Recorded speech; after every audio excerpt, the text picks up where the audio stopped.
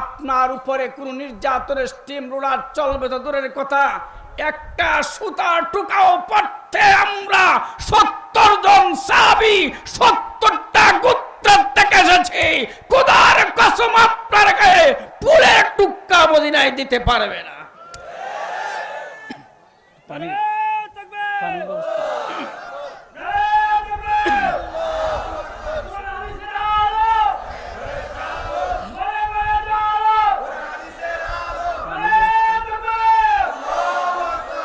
আমার ভাইরা, এমত অবস্থা আল্লাহ রাসূল সাল্লাল্লাহু আলাইহি ওয়াসাল্লাম সাধারণ কোন নবী নয়, যাকে তৈরি না করলে তামাম কায়নাত তৈরি হতো না। আজকে আমার নবী হলেন তামাম পৃথিবীর প্রধান অতিথি। আজকে আপনাদের ইসলামী সম্মেলনের প্রধান অতিথি আমার এলাকার গর্বিত সন্তান মাওলানা রফিকুল ইসলাম মাদানী সাহেব। আপনারা কিন্তু আমার ভালোবাসা আমাকে দেখে আসেন নাই, আপনারা এসেছেন তার মহব্বতে। আমি আপনাদের কাছে জানতে চাই, মাওলানা রফিকুল ইসলাম মাদানী আসছেন আগে নাকি মঞ্চ বাজায় টানাইছেন আগে? কথা কন, কথা কন। রফিকুল ইসলাম মাদানী সাহেব আজকে প্রধান অতিথি। আমি আপনাদের জবান থেকে জানতে চাই, উনি মঞ্চে এসেছেন আগে নাকি মঞ্চ বানাইছেন আগে? রাজুরে রাজুরে মাইক মনে হয় বানাইছেন উনি আসার পরে, লাইট মনে হয় টানাইছে পরে। আর রাজুর এখন ও আমার ভাইরা, আমার নবী মুহাম্মদ রাসূলুল্লাহ সাল্লাল্লাহু আলাইহি ওয়াসাল্লাম তামাম কায়নাতের প্রধান অতিথি। উনি এসেছেন সকলের শেষে।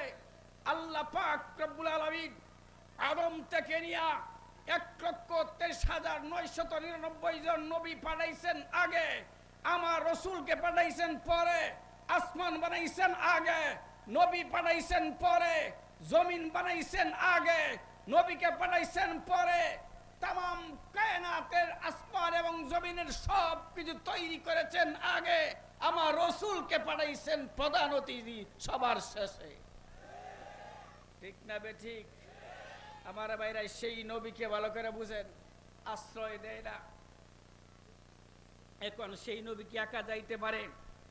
আল্লাহর হাবিব সাল্লাল্লাহু আলাইহি সাল্লাম বলেন, দেখো আমি তো বাংলাদেশের শেখ হাসিনার মতো প্রধানমন্ত্রী না যে আমাকে ৪৭ মিনিটের টাইম দিবে, নিজের জান বাঁচায় তারপর আমেরিকায় ভারতে যায় আমি থাকবো, আশ্রয় গ্রহণ করব। আমি হইলাম তামাম কায়নাতের নবী। আমি যদি একা চলে যাই, তামাম কায়নাতের কিয়ামত পর্যন্ত লিপিবদ্ধ হয়ে থাকবে মুহাম্মদুর রাসূলুল্লাহ নিজের জান বাঁচানোর জন্য মদিনায় ৭০ জন সাহাবীর সাথে চলে গিয়েছে। কথা বলেন ঠিক না বেশি? আমার ভাইরা, আমি রাজনীতি বক্তব্য দিচ্ছি না, উদাহরণ দিয়ে বললাম। আল্লাহ নবী বলেন, দেখেন আপনারা আমাকে ভালোবাসেন, আমাকে মহব্বত করেন, বললো আমি যাইতে পারি না, আমার সাহাবীদেরকে নিয়ে আপনার প্রস্তাবে রাজি হইতে পারি। দুইটা শর্ত। এক নাম্বার হইল আমার সাথে আমার মদিনা মক্কার সমস্ত সাহাবায়ে কিরাম আমার সঙ্গে যাবে, আগে হোক পরে হোক। ২ নাম্বার শর্ত হলো তারা যাওয়ার পরে তাদেরকে আশ্রয় প্রদান করবে, আমাকে যেইভাবে মহব্বত করবে সেইভাবে ঠিক তাদেরকে মহব্বত করবে। ও আমার ভাইরা, একজন সাহাবীর নাম হলো আব্দুল্লাহ ইবনে রাওয়াহা রাদিয়াল্লাহু তাআলা আনহু। হাদিস শরীফের মধ্যে এসেছে, ইতিহাস বিশেষজ্ঞরা বলেছেন আব্দুল্লাহ ইবনে রাওয়াহা মধ্যখান থেকে দাঁড়ায়া গেলেন। মধ্যখান থেকে দাঁড়ায়া বলে, আল্লাহর নবী, আপনার গোত্রের লোকেরা আপনাকে ভালোবাসে না, আপনার বংশের লোকেরা আপনাকে আশ্রয় দেয় না মক্কায় থাকতে। এখন আমরা যদি আপনাকে এবং আপনার অনুসারী যারা আছে তাদেরকে মদিনায় যাওয়ার পরে আমরা যদি আশ্রয় প্রদান করি, বিনিময়ে আমরা কি পাবো? এটা আমি আব্দুল্লাহ ইবনে রাওয়াহা জানতে চাই। মুসলমানেরা, যেই মাত্র এই কথা বলেছেন, আল্লাহর নবী বলেন, ও আব্দুল্লাহ ইবনে রাওয়াহা শুনো, যদি আমি এবং আমার সাথীরা মদিনায় যাওয়ার পরে আমাদেরকে যদি আশ্রয় প্রদান করো, আমি রাসূল ঘোষণা দিলাম বিনিময়ে পেয়ে যাবে আল্লাহর তৈরি জান্নাত। আমার ভাইরা, যেই মাত্র এই কথা বলছেন আল্লাহর নবী বয়াত গ্রহণ করাইলেন। ঠিক আছে যাও, আমি একজনের পর আরেকজন, আরেকজনের পর আরেকজন, এক দলের পর আরেক দল, আমি সর্বশেষে যাব। ও আমার ভাইরা, যেই কথাটা মূল বলতেছিলাম, এমত অবস্থায় যারা ছিলেন সমস্ত সাহাবা ইকরামকে তাদেরকে পাঠাইতে আরম্ভ করলেন।